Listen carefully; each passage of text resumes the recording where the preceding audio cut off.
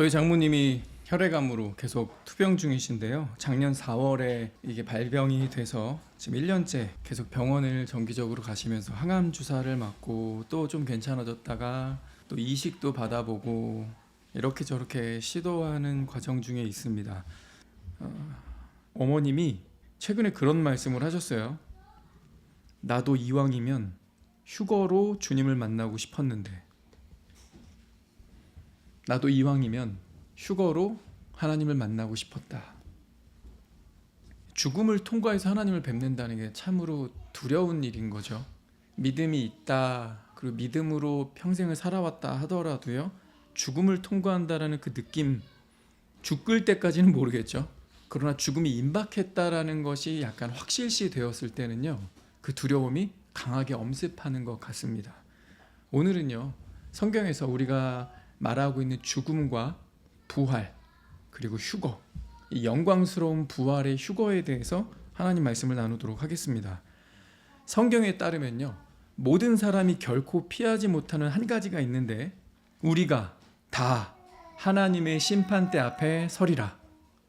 우리가 다 하나님의 심판대 앞에 서리라. 모든 무릎이 내게 꿇을 것이요 모든 혀가 하나님께 자백하리라. 바로 하나님을 대면하는 일입니다.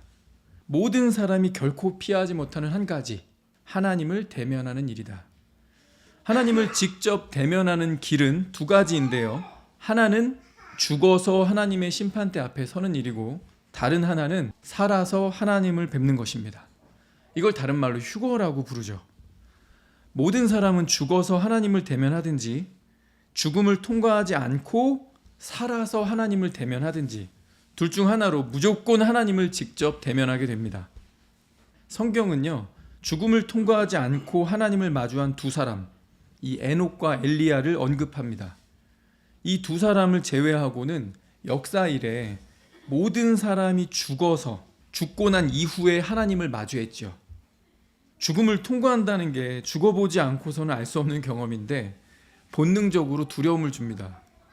심장이 멈추고 호흡이 끊어지고 더 이상 의식이 없는, 우리 몸과 영혼이 분리되는 이 죽음을 우리 본성이 매우 두려워합니다. 개똥밭에 굴러도 이승이 좋다, 이런 말 있죠. 그만큼 죽는 게 싫다. 어떻게든 죽음을 피하고 싶은 우리의 본성을 말해줍니다.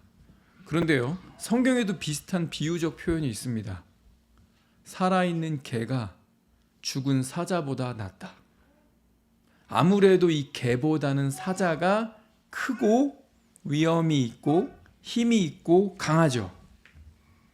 그런데 생명이 없다면, 그 사자가 죽어 있다면 그게 무슨 소용이냐는 거죠. 개가 사자보다는 볼품없고 약하고 작고 힘이 없어도요, 살아있는 개가 낫다는 겁니다. 이 죽음은요, 대다수가, 많은 사람이 아닙니다. 모든 사람에게 임합니다. 그렇죠? 모든 사람이 죽음에도 불구하고 어떻게든 이 죽음을 피하고 싶고, 가능하다면 이 죽음을 최대한 늦추고 싶습니다. 죽는 것을 대수롭지 않게 말하던 사람도요, 막상 죽음이 목전에 오면 어떻게 하죠? 병원을 찾습니다. 더 좋은 병원, 더 큰 병원, 더 유명한 의사를 찾아서 그 병 고치려고 합니다. 아니, 하나님 없다고, 무신론자라고, 죽으면 다 끝나는 거라고, 어차피 사람 한 번 죽는 거 아니냐고 말하던 제가 아는 어떤 분도요, 막상 병이 걸리니까 병원에 갔습니다.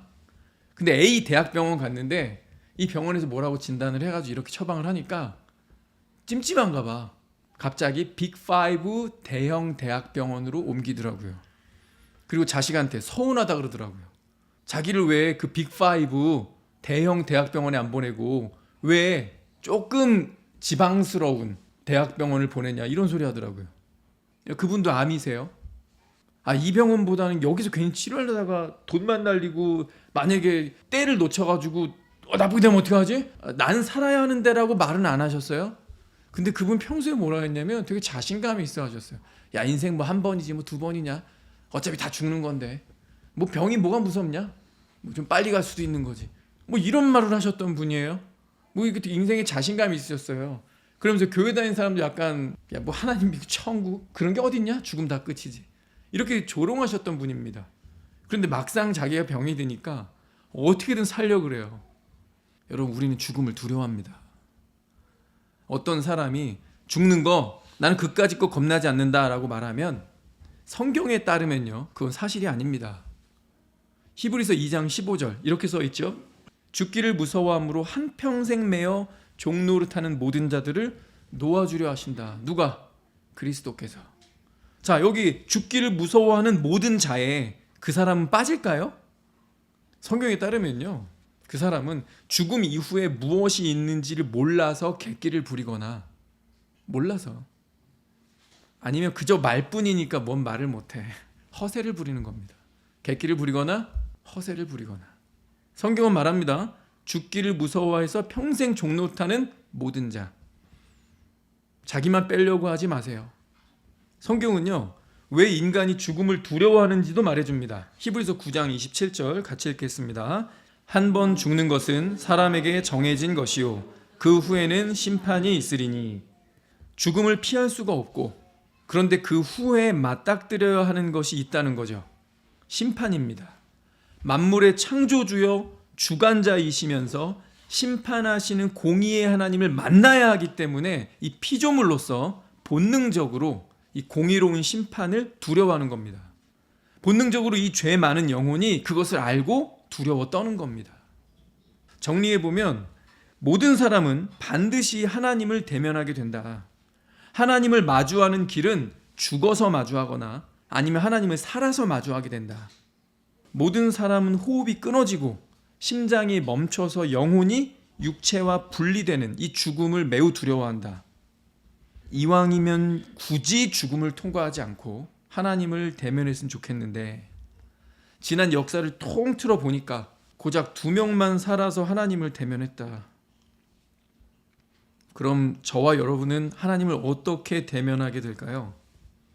죽어서 혹은 살아서.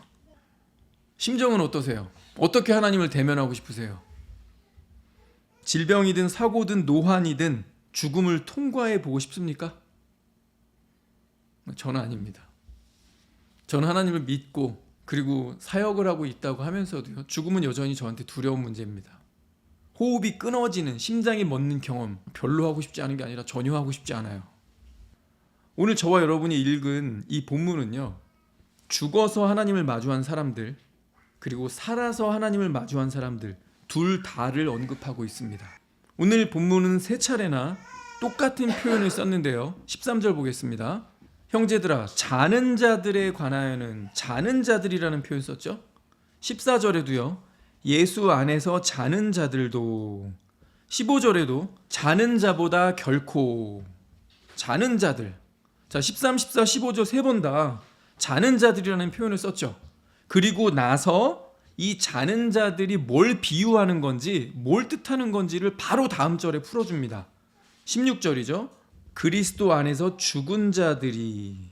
자는 자들, 자는 자들, 자는 자들이라고 말했는데, 이거는 죽은 자들을 말하는 거구나. 이 성경에 기록되는 이 현 시점에서 죽은 자들을 자는 자들이라고 비유한 겁니다. 그런데 여기 조건이 있어요. 굉장히 중요한 조건입니다. 그냥 죽은 자들 아니고요. 14절에 예수 안에서 죽은 자들입니다.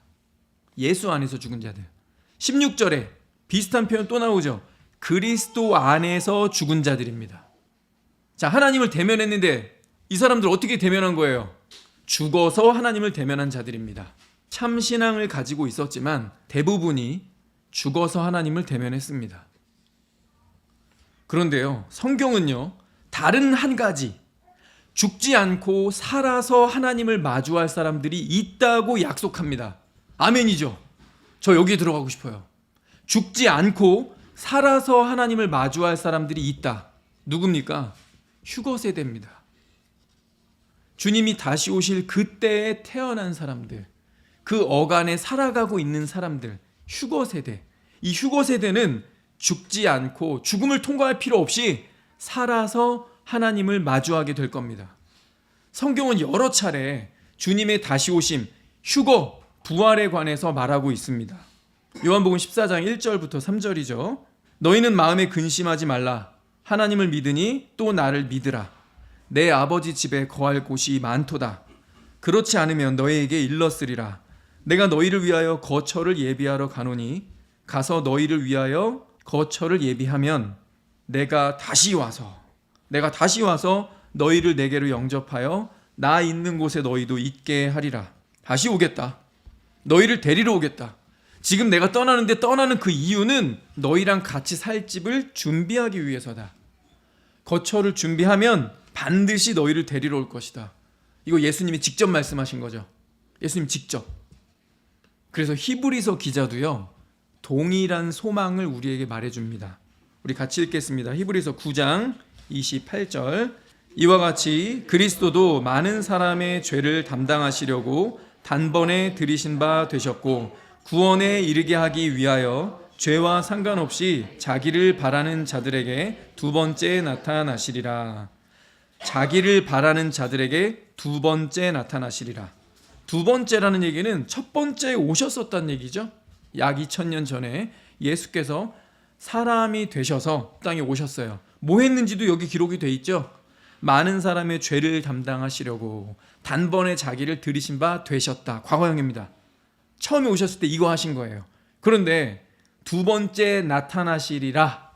약속이 주어졌죠. 미래입니다. 우리 세대예요. 휴거 세대입니다. 두 번째 나타나시리라. 그런데 누구를 위하여 누구에게 나타나신다는 것까지도 써 있죠. 성경은 자세합니다. 구체적이고 정확합니다. 누구예요? 자기를 바라는 자들. 예수께서 이 땅에 계실 때 약속하셨던 거 있죠. 내가 너희를 위하여 거처를 예비하러 간다. 거처가 예비되면 반드시 다시 와서 너희를 나 있는 곳에 있게 하리라. 우리 함께 살자. 데리러 온다. 라고 예수님이 살아계실 때 약속을 먼저 하셨어요. 근데 그 약속을 믿고 신뢰하고 기다리는 사람들, 주님을 바라는 자들을 위하여 다시 오신다는 거예요. 약속 지키시려고. 주님이 다시 오시면 우리는 어떻게 되나요? 성경은 이것도 구체적으로 정확하게 약속했습니다. 예수님이 다시 오시면 우리는 어떻게 될까? 고린도전서 15장 51, 53절입니다. 보라, 내가 너희에게 비밀을 말하노니 우리가 다 잠잘 것이 아니요 마지막 나팔에 순식간에 홀연히 다 변화되리니 나팔 소리가 나매 죽은 자들이 썩지 아니할 것으로 다시 살고 우리도 변화되리라. 이 썩을 것이 반드시 썩지 아니할 것을 입겠고 이 죽을 것이 죽지 아니함을 입으리로다. 우리 육신이 변화한다. 예수님 다시 오시면 어떻게 된다? 그리스도 안에 있는 자들의 한해서입니다. 예수 안에 있는 자의 한해서입니다. 그 안에 있는 자들은 죽을 몸, 썩을 몸이 죽지 않고 썩지 않는 영화로운 몸으로 변화한다. 내가 그리스도 안에 있다면, 거듭난 것이 확실하다면 열애 없이 다 변화되리니. 긴 역사 가운데요, 모든 사람이 죽어서 하나님을 대면했지만 에녹과 엘리야 두 사람은 모든 크리스천의 소망의 징표입니다. 단 두 사람일 뿐이지만 휴거 세대를 살아가는, 주님이 다시 오신다라고 하실 때 그 약속의 징조들이 있잖아요.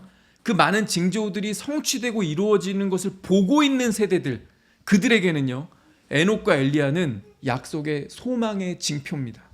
나도 살아서 주님 뵐 수 있겠구나.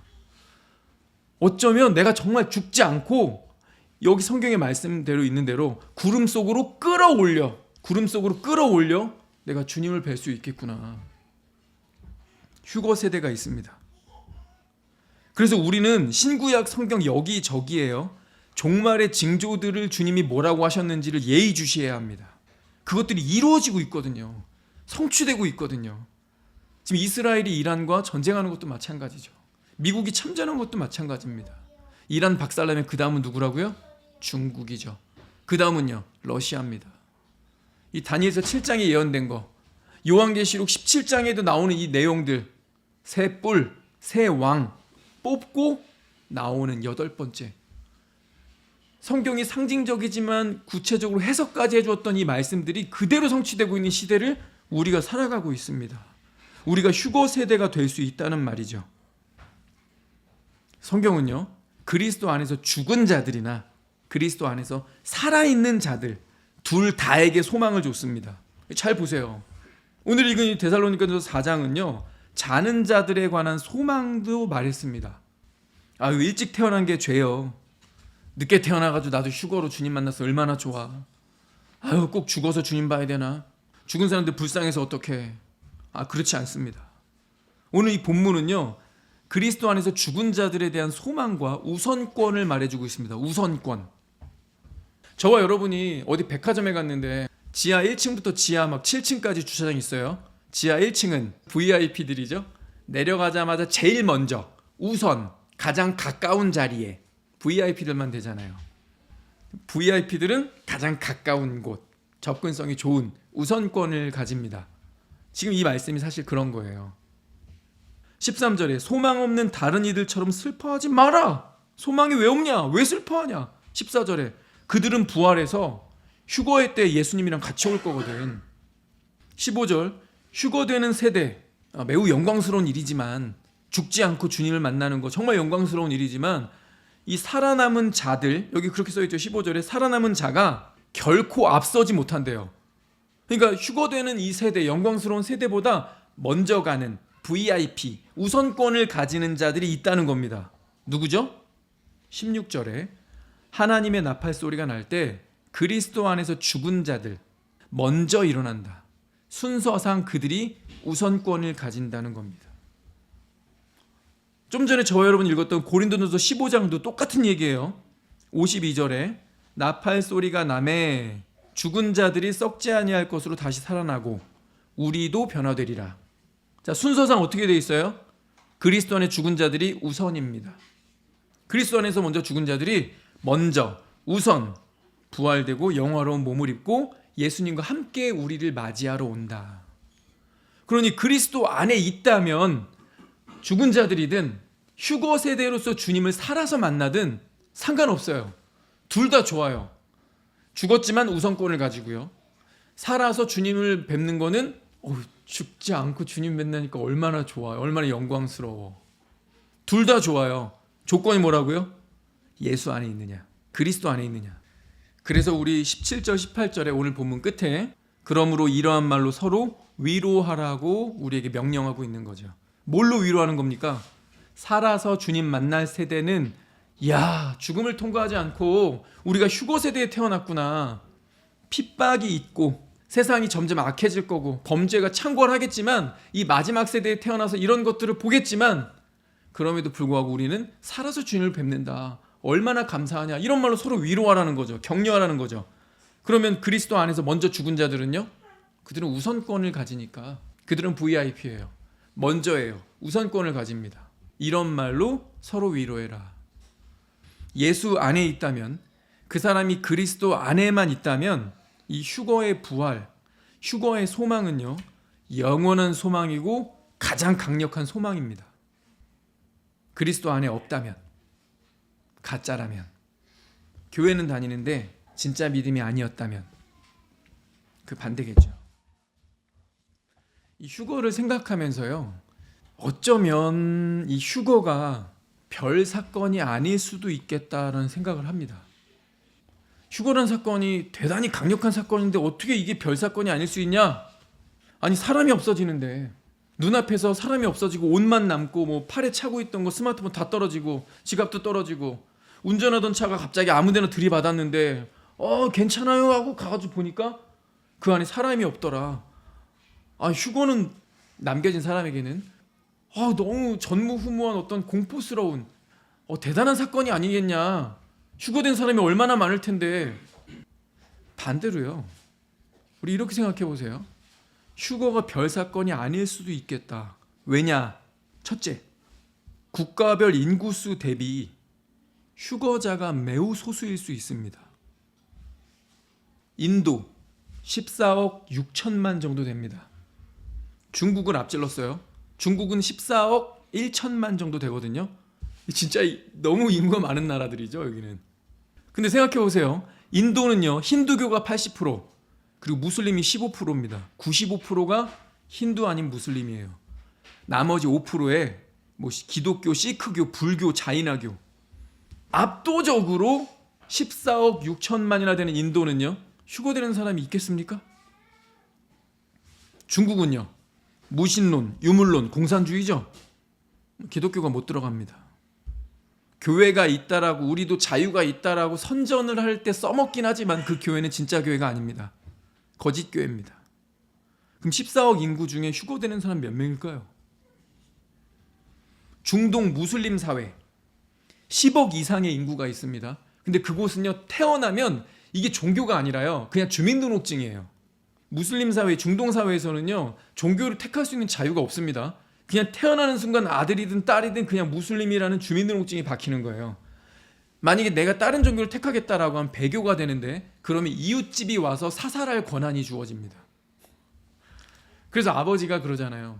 야, 너 굳이 꼭 그렇게 무슬림을 벗고 기독교가 돼야 되겠어? 불교가 돼야 되겠어? 꼭 그래야 되겠어? 라고 하면 차라리 부모가 자식을 죽입니다. 왜냐하면 소리 소문 없이 이웃집이 와서 내 자식을 죽일 수 있거든요. 그러니 무슬림들은요, 배교를 할 수가 없어요. 그럼 중동 사회에 있는 그 많은 나라들 10억 이상의 인구 중에 몇 명 구원받겠습니까? 유럽 사회 무슬림 급증이죠. 기독교 배교하고 있습니다. 무교가 급증하고 있습니다. 남미는요, 여러분 멕시코, 브라질, 아르헨티나 깽단 활개치고 마약 창궐하고 휴거되는 사람 있습니까? 얼마나 있을까요? 북미, 캐나다랑 미국, 캐나다는 완전히 차별금지법, 동성애 다 넘어가고 배교자들이 넘쳐나고 있죠. 아프리카는 어때요? 여러분 지도, 세계지도 펼쳐놓고요, 국가별 인구수를 한번 보시고요, 전 나라들 딱 클릭하면 위키피디아 이런 데 나오잖아요. 이 나라의 면적, 이 나라의 인구수, 이 나라의 종교, 이 나라의 문화 이런 거 나오잖아요. 한번 보세요. 가만히 생각해보면 세계를 통틀어 볼 때 휴거되는 사람이 매우 소수겠다. 매우 소수겠다. 그리고 이들 중 절대 다수가 어른이죠. 근데 이 어른이 건재해. 사회생활이나 세계 경제가 돌아가는데 문제가 없어. 휴거되는 사람이 극히 적기 때문에. 그래도 아직 기독교 건전한 보수들이 있는 미국, 한국 요 정도 빼고, 그러면 휴거되는 사람이 몇 명인 거야? 두 번째 이유, 성경이 말하는 바, 그리고 우리가 조금만 더 정직하게 진단을 해본다면 교회 안에 가짜가 많다는 겁니다. 교회 안에 가짜가 많다. 일단 종말론을 가르치는 교회가 압도적 소수입니다. 종말론 안 가르쳐요. 한국은 또 장로교 신학이 대부분이죠. 한 80% 정도 됩니다. 환란을 통과한다고 가르쳐요. 휴거 얘기를 안 합니다. 휴거를 모르거나 휴거에 무관심해요. 환란을 통과하면서 믿음을 지키는 게 하나님의 뜻이고 영광이다.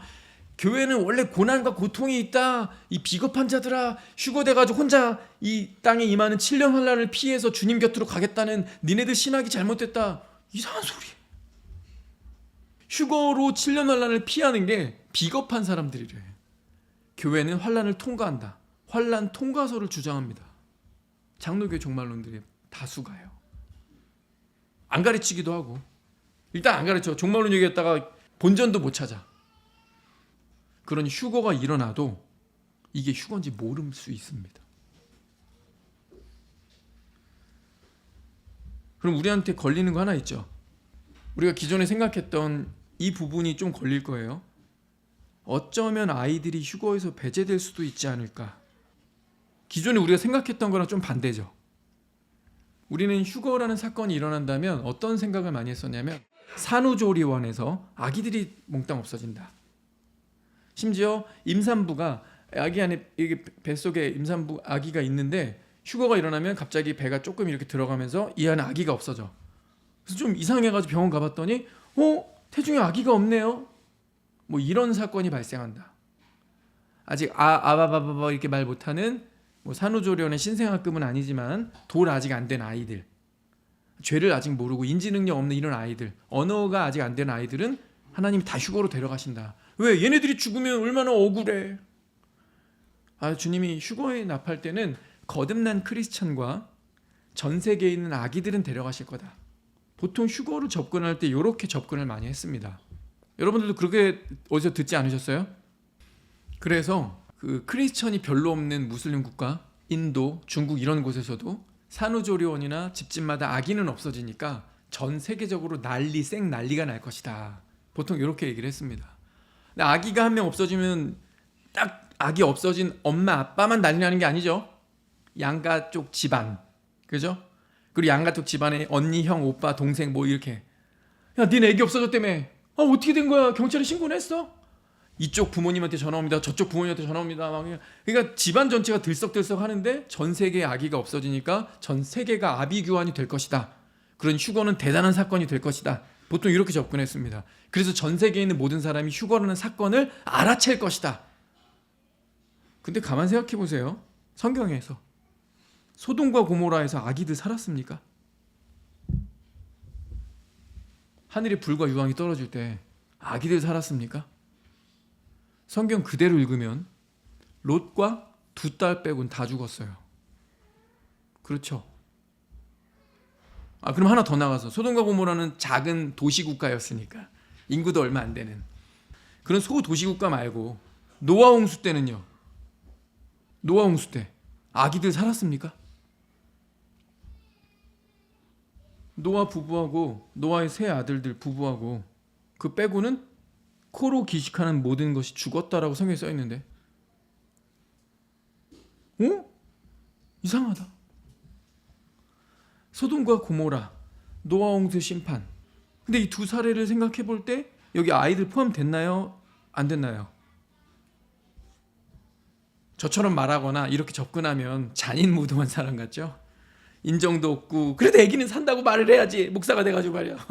아마 이런 느낌일 거예요. 이미지, 느낌적인 느낌에서 이렇게 성경 해석하면 너무 잔인하고 비윤리적인 것처럼 보일 겁니다. 그런데요, 여러분 잘 생각하셔야 돼요.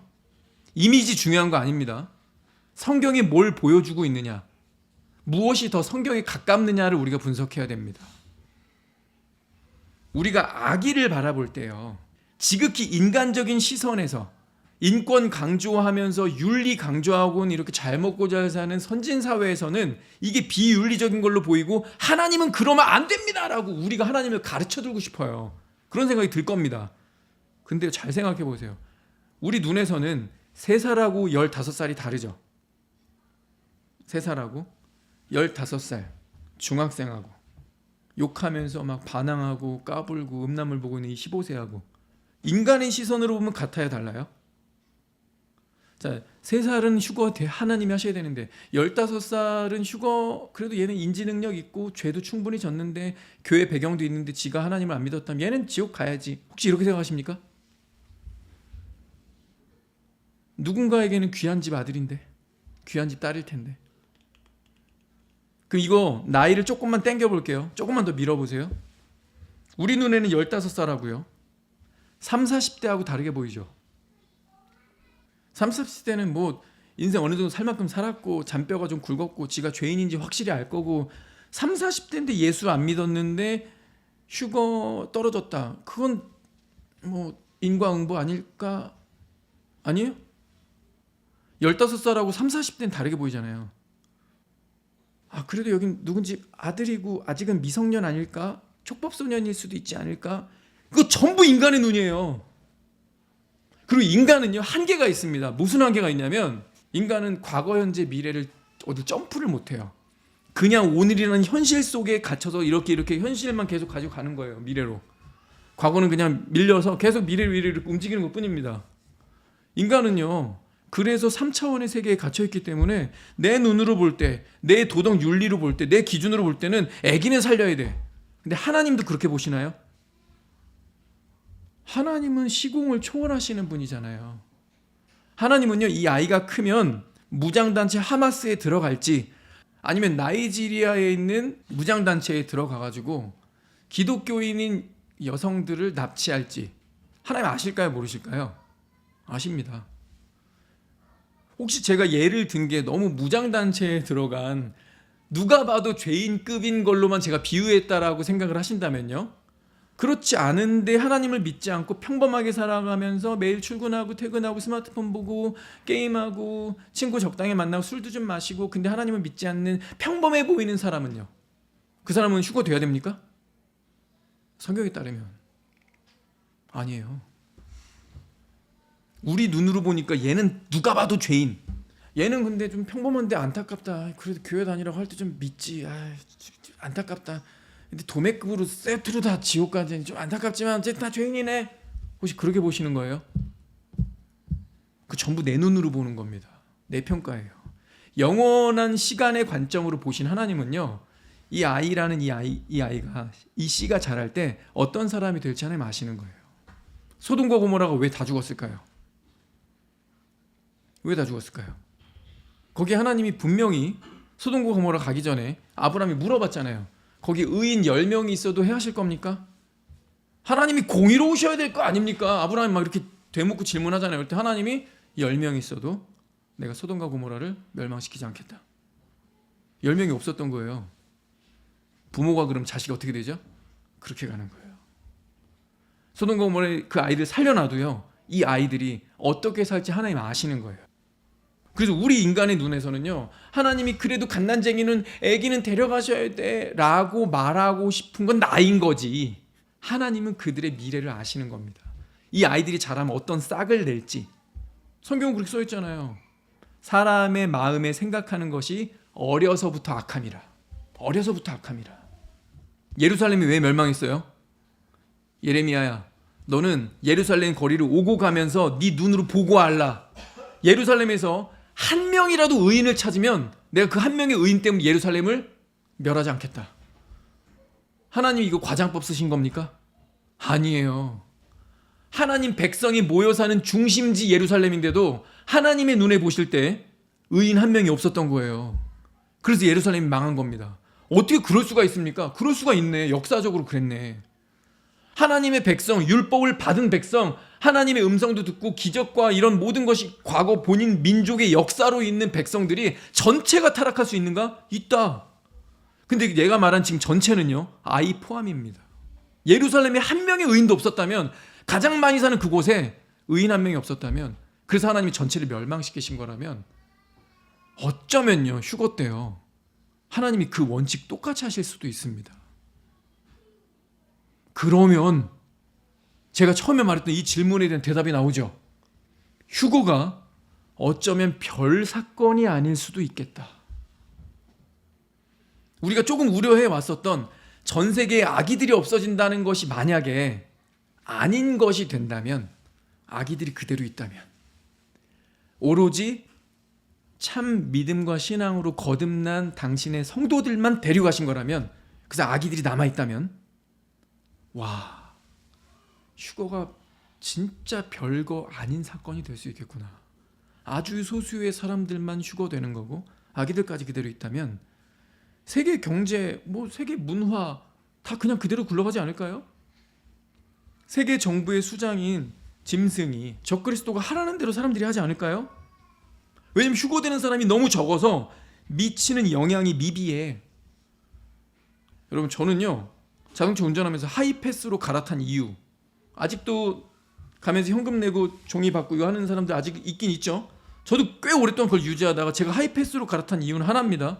할인 때문이에요. 버스카드 쓰는 이유가 뭡니까? 환승 할인 때문이죠. 만약에 정부가 재난지원금을 주는데 CBDC로 준다. 저와 여러분 신청할까요, 안 할까요? 휴거에서 떨어져서 남아있다면 신청합니다. 정부가 뭔가를 주고 통제를 하고 경제활동을 하게 하는 데 있어서 칩을 박지 않으면 여러 가지 불이익을 준다. 근데 칩을 박으면, 짐승의 표를 박으면 할인도 되게 해주고 이것저것 지원금을 준다라고 하면 우리 받을까요, 안 받을까요? 받겠죠. 이득이 되는데. 휴거된 사람이 워낙 적고 미비한데, 애들도 멀쩡하고 애들도 다 그대로인데, 사회 그냥 돌아가고 애들 학원 보내고 학교 보내고 직장 출근하고 세계 무역은 그대로 가고 있는데, 증시에 문제가 없는데 짐승의 표 받으라면 안 받을까요? 교회 다니는 사람들이 짐승의 표라고 요한계시록의 표현이야. 조금 기분이 깨름칙하죠. 짐승의 표라고 하고 666 막 적그리스도 이렇게 하니까, 짐승의 표라고 하니까 안 받을 것처럼 생각하고 있는 거지. 아니, 어느 정부가 여러분 짐승의 표 받으세요 이렇게 캠페인을 벌이겠습니까? 여러분 CBDC 여기로 재난지원금 넣어드립니다. 25만 원씩 넣어드릴게요. 이렇게 받겠죠. 휴거가 정말 별거 아닐 수 있겠구나. 그리고 짐승의 표 받는 거 큰 무리 없이 진행될 수 있겠구나. 그냥 난 먹고 살아야 되니까. 마태복음 25장 봅시다. 저와 여러분 아주 잘 기억하고 있는 열처녀 비유 나오죠. 5은 미련하고 5은 슬기 있다. 미련한 자들은 뭘 가졌다? 등은 가졌다. 그러나 기름이 없더라. 슬기 있는 자들은 등도 있고 기름도 있더라.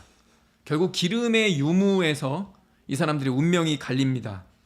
기름을 갖지 못한 사람은 휴거에서 떨어지고, 기름을 가진 사람은 신랑의 혼인잔치에 들어간다. 결론이 너무 쉽죠. 이 비유가 말하고 있는 게 너무 쉽습니다. 자, 근데 이들이 5절에 보면 신랑이 더디옴으로 다 졸며 다 뭐 했어요? 자고 있었어요. 다 졸며 다 잤습니다. 근데 7절 신랑이 오니까 어떻게 해요? 다 일어나 등을 준비할세. 여기도 열애 없어요. 다 졸며 다 잤는데 다 일어났어요. 공통점이 꽤 많죠. 다 등은 있어요. 주님이 다시 오시는 휴거의 때가 가까울 때 휴거에서 떨어지는 사람들이요, 이 사람들이 교회를 안 다니는 게 아닙니다. 휴거 나팔이 불리는 그날 그 시까지 이 사람들이 일요일이면 교회 갈 거예요. 다 교회 다녀요. 교회 안에 있으니까 다 같이 졸고 있고 다 같이 자는 거예요. 함께 같은 공간에 있었어요. 그러니 신랑을 맞으러 나오라 할 때 듣고 다 같이 움직이죠. 다 일어나서 등을 준비한다. 근데 미련한 자들은 기름이 없어서 이거 우리 불 꺼져간다. 기름 좀 나눠달라. 기름 안 돼. 우리 둘이 쓰기에는 모자라. 너 차라리 그냥 가서 사갖고 와. 근데 참 운명이 얄궂죠. 하필 그 타이밍에 신랑이 와가지고, 내가 지금 딱 기름 사러 갔는데 그 타이밍에 와가지고 안타깝게 나는 신랑의 그 혼인잔치에 못 들어간다. 그리고 문은 닫힌다. 여기 참 애석한 게, 문이 닫힌지를 한 다음에 문이 다음에 열려요, 안 열려요? 안 열리죠. 문은 닫힌지라. 그 다음 끝입니다. 그냥 주여 열어주소서, 주여 열어주소서. 11절에 막 열어달라고 난리를 쳐요. 못 들어간 사람이. 그럼 안에 있는 5처녀, 슬기로운 5처녀가 좀 아는 척 해줘야 되는 거 아니야? 저기요, 저기 있는 5명 저희 다 아는 사이예요. 우리 같이 졸고 있었어요. 같이 잤어요. 같이 등을 준비했어요. 같은 교회 다녔어요. 같이 예배 드렸어요. 좀 편을 좀 들어줘야 되는 거 아니야? 난 너희가 어디서 왔는지 모르겠다. 난 너희를 알지 못하노라. 이렇게 잔인한 말 할 때 옆에서 좀 거들어야 되는 거 아니야? 왜 그렇게 잔인하세요? 문 잠깐만 열어줘봐요, 들어오게. 잠깐만 열면 금방 들어오는데 왜 문을 안 열어주시는 거예요? 그런 말, 이런 방구도 없습니다. 왜죠? 여기 들어갈 수 있는 권한은 나한테 없거든요. 나도 수혜자지 내가 거기에 주인이 아닙니다. 철저히 주님의 권한이죠. 이스라엘이 이란을 쳐도요, 이런저런 여러 증거들이 나와도 여전히 깨어있지 못하는 사람은 깨어있지 않습니다. 아무리 자신의 믿음을 점검하고 내가 구원받은 사람인가 깨어있으라, 분별하라, 정신을 차리라, 근신하라, 아무리 성경이 얘기하고요, 그런 말씀을 들어도요, 오늘 안 하는 사람은 내일도 안 하더라고요. 아마 이 사람은 이란이 진짜 완전 폭삭 망하고 중국이 두들겨 맞으면서 중국이 망할 위기에 와도 안 할 거예요. 중국까지 망하고 러시아까지 두들겨 맞아서 러시아도 망하는 시간이 돼도 그 사람은 그때도 회개 안 할 거예요. 어떤 증거들이 와도 좀 더 센 거, 이런 것도 봤는데 별일 없더라. 아직은 휴거 안 되더라. 아직은 좀 아닌 것 같더라.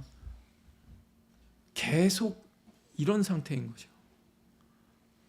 왜 하필 그들이 사러 간 사이에 주님이 오셔? 왜 뒷북치냐고. 지금 정신 차리면 안 되나? 지금 깨어있으면 안 되나? 왜 예배 끝나고 교회 문만 열고 나가면 바로 스마트폰이고 바로 들은 말씀 잊어버리고 주님 앞에 조용한 잠잠한 시간을 안 갖냐고요. 확실하게 해놓으니까 다 졸며 잤는데 어느 사람은 휴거 되잖아요. 휴거된 사람은 안 졸았습니까? 안 잤습니까? 잤어요. 기름이 있었잖아. 기름이 있는지 점검하자는 거죠. 적어도 오늘 이 말씀을 직면하고 대면하고 있는 저와 여러분은 미련한 5처녀처럼 하지 맙시다. 우리는 확실하게 갑시다. 다른 거 다 제쳐놓더라도 내가 정말 기름이 있는가? 내가 정말 예수 그리스도의 보혈로 거듭난 사람이 맞는가? 내 안에 정말 생명이 있는가? 이거부터 해야죠. 이 문제 해결될 때까지 씨름해야죠. 기도해야죠. 엎드려야죠. 한 가지만 질문하고 마치겠습니다. 왜 우리는 성경을 안 읽을까요? 왜 하나님 말씀을 안 읽고 거리 두기를 할까요? 첫 번째, 우리나라가 종교의 자유가 없는 박해국이라서? 그래서 성경을 읽을 수가 없는 겁니까? 성경을 믿고 예수 믿는다면 박해받는다, 끌려간다, 그래서 어쩔 수 없어 성경 안 읽는다. 그러면 우리나라에 성경이 번역되지 않았나요? 그래서 내가 다른 언어로 돼 있어서 성경을 못 읽겠습니다. 이것도 아니네요. 혹시 그러면 번역돼서 성경이 들어왔고 종교의 자유가 있는 나라인데 내가 문맹인가요? 그래서 글을 읽을 수가 없나요? 그럴 리가. 혹시 돈이 없나요? 그래서 성경책을 못 사나요? 스마트폰은 사던데, 거기에 어플 무료로도 많던데 성경 안 들어, 안 읽어. 그럼 다섯 번째, 시간이 없나요? 성경 읽을 시간이 없어서 안 읽는 거예요? 스마트폰 하는 시간 보면 시간이 없진 않아요. 자, 그러면 이 다섯 개를 압살하는 마지막 질문, 내가 넌 크리스천인가? 내가 넌 크리스천이라 종교의 자유가 있고 번역도 돼 있고 책도 글도 읽을 줄 알고 돈도 있고 시간도 있는데 내가 넌 크리스천이라 이거 싹 압살하는, 내가 넌 크리스천이라 성경 안 읽는다, 혹시 그건가요? 그럼 저와 여러분은 여기에 문제에 굉장히 부딪히죠. 난 크리스천이라고 믿고 있는데. 자, 그럼 우린 이 6가지 다 된 거예요. 6가지 다 됐는데 왜 하나님 말씀을 거리두기하고 안 읽을까요? 마음이 없어서입니다. 이건 마음의 문제예요. 주님이 가까이 오셨고 주님이 다시 오심이 임박한 이때에 내가 그럼 어떻게 내 자신을 점검하고 하나님 앞에 믿음으로 살아야 하는가 궁금하고 뭐부터 해야 될까 모르겠다. 그냥 성경 읽으면 돼요. 말씀 읽고 묵상하고 성경에 뭘 말하는지 면밀히 쳐다보면 돼요. 거기에 시간과 에너지를 쓰고 마음을 두면 됩니다. 이걸 안 한다니까. 마음이 없어서. 그런데 마음이 없다는 거 이제 조금만 단어만 바꿔볼까요? 마음이 없다는 게 어쩌면 생명이 없어서일 수도 있습니다. 내가 영적 생명이 없어서 배가 안 고파, 목이 안 말라, 굳이 성경보다는 딴 게 훨씬 더 재밌어. 하루를, 일주일을, 한 달을, 1년을, 내 인생의 많은 세월들을 허송세월하면서 성경만 아닌 다른 모든 것 이렇게 살아갈 수 있다는 겁니다. 근데 그 이유가 뭐라고요? 단순히 마음이 없어서가 아니라 사실은 생명이 없어서일 수 있다고요. 그러니 주님이 다시 오심이 임박한 이때를 살아가는 저와 여러분이, 오늘 이 말씀을 직면했던 저와 여러분은 그렇게 하지 말자고요. 내가 정말 생명이 있는가? 내가 졸다가 자다가도 휴거 될 수 있는 확실히 믿음, 이 기름은 챙겨놓은 사람인가? 내가 하나님 앞에 진짜 생명이 있는, 그래서 생명력이 자연스럽게 나타나는 그 사람이 맞는가? 우리 이걸 씨름하자는 겁니다. 기도하겠습니다.